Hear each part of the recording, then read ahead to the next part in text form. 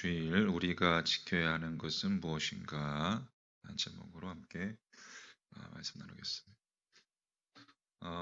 우리가 스데반이 사내들인 법정에서 행한 설교의 내용을 지금 사도행전 7장에서 묵상해 왔습니다. 스데반이 왜 사내들인 법정에서 이처럼 길고도 긴 진술을 해야만 했는가?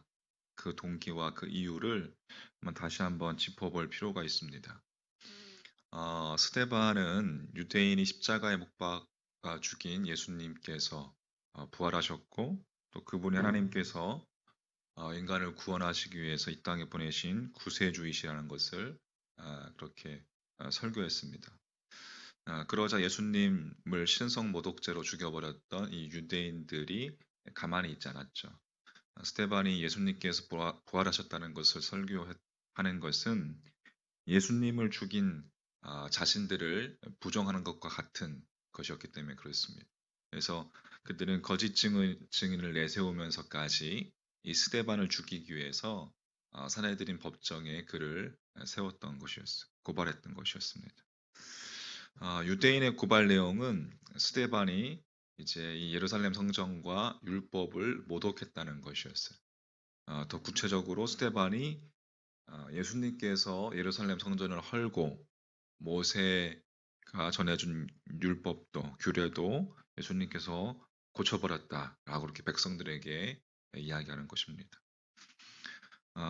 그 고발 내용은 진실이 아니었습니다. 요한복음 2장에 의하면 예수님께서 공생애를 시작하신 후 예루살렘 성전을 찾아주셨는데 성전 안에 장사꾼들로 가득 차 있었죠. 그래서 예수님께서 그 장사꾼들을 다 몰아내신 뒤에 유대인들에게 말씀하신 것이 너희가 이 성전을 헐라 내가 사흘 동안에 일으키리라 이렇게 말씀하셨어요.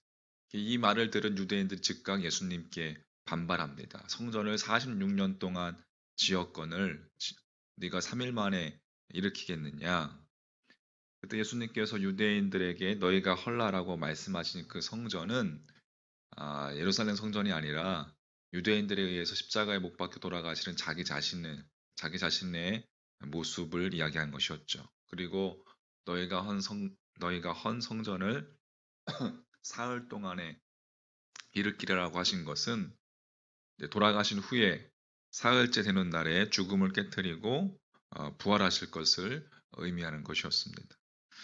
예수님께서 단 한 번도 당신의 손으로 예루살렘 성전을 헐라라고 말씀하시지 않으셨어요. 인간에 의해 건축된 예루살렘 성전은 무소부재하신 하나님 임재의 상징적인 처소였습니다. 이 땅에 오실 예수 그리스도의 예표에 지나지 않았습니다. 아무리 화려하고 웅장해도 좀 꺼주시오. 예수 그리스도의 예표에 지나지 않았어요.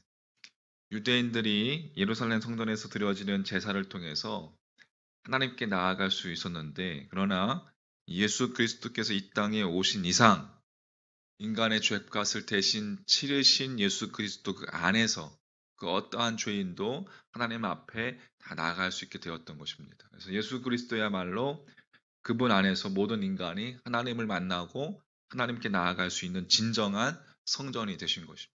진정한 성전인 것입니다. 그래서 모세가 전해준 제사의 형식도 그 율법도 바뀔 수밖에 없었던 거예요. 더 이상 짐승을 잡아서 짐승의 피로 인간의 죄를 촉지할 필요가 없어진 것이고, 그래서 예수님 당신께서 당신 자신을 제물 삼아서 우리가 받아야 할 죽음의 형벌을 다 대신 받으시는 영원한 제사를 드리셨기 때문에 그렇습니다. 예수 그리스도 안에서 성전의 의미와 모세가 전해준 모든 규례의 의미가 비로소 완성된 것이었습니다. 이러한 예수님을 신성 모독죄로 죽여버린 유대인들이 이번엔 똑같은 죄목으로 스데반마저 죽이기 위해서 예수님께 사형을 언도했던 그 사내들인 법정에 그를 고발한 것이었어요. 스데반이 유대 최고 지도자들이 그들이 가지고 있는 그릇된 성전관을 질타하면서 하나님께서 특정 공간에 갇혀 계시는 분이 아니라 시간과 공간을 초월하시는 무소부재하신 하나님이라는 것을 그들의 조상이 걸어온 이 역사를 통해서 스데반이 입증하고 있는 것입니다. 그리고 마침내 이제 결론을 짓고 있습니다. 자, 51절 말씀에 목이 곧고 마음과 귀에 할례를 받지 못한 사람들아 너희도 너희 조상과 같이 항상 성령을 거스르는도다. 이 말은 신명기에서 모세가 이스라엘 백성들을 향해서 경고한 말입니다. 이스라엘 백성들이 아이가 태어나면 8일 만에 할례를 행했는데 그 할례는 하나님의 언약을 받은 하나님의 백성이 되었다는 표지였어요.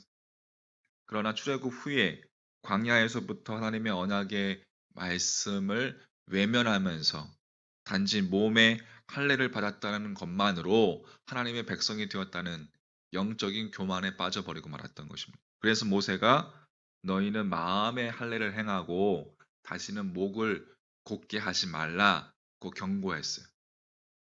그 모세의 말을 인용해서 서대반이 이야기하는 거예요. 육적인 할례가 마음을 다해서 하나님의 말씀을 섬기겠다는 결단의 예식인 만큼 마음을 들이지 않을 경우에 육적인 할례는 하나님과 아무런 관련이 있을 수 없다라는 것이죠. 그래서 스데반 역시 하나님을 예루살렘 성전에 가두어 두고 있는 유대인들과 유대 지도자들을 향해서 이 모세의 말을 인용하면서 목이 곧고 마음과 귀에 할례를 받지 못한 사람들아 이렇게 단정했던 것입니다. 자, 그리고 52절 말씀에 너희 조상들이 선지자들 중에 누구를 박해하지 아니하였느냐 의인이 오시리라 예고한 자들을 그들이 죽였고 이제 너희는 그 의인을 잡아준 자요 살인한 자가 되나니. 자, 여기서 의인이란 예수 그리스도를 의미하는 거죠. 유대인들이 참 성전이신 예수 그리스도까지 신성 모독죄로 죽여버렸습니다. 그래서 스데반의 결론은 이제 다음과 같이 막을 내리는 거예요. 53절 말씀에 너희는 천사가 전한 율법을 받고도 지키지 아니하였도다. 하나님의 율법을 이스라엘 백성에 전한 모세가 하나님께서 이 땅에 예수 그리스도를 보내실 것을 예언하면서 그분의 말씀을 들을 것을 명령했습니다.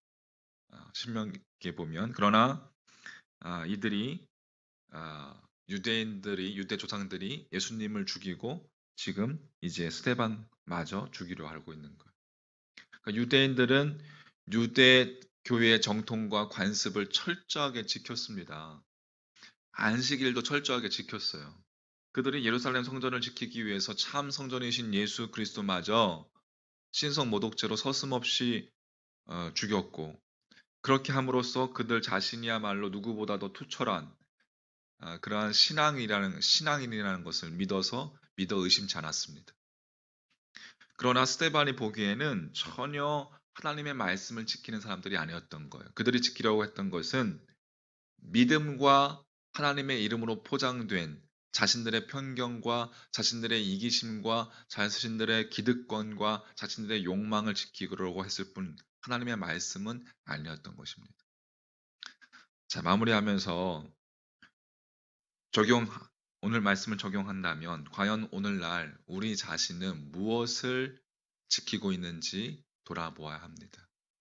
우리는 그동안 무엇을 지키며 애쓰고 있었는가?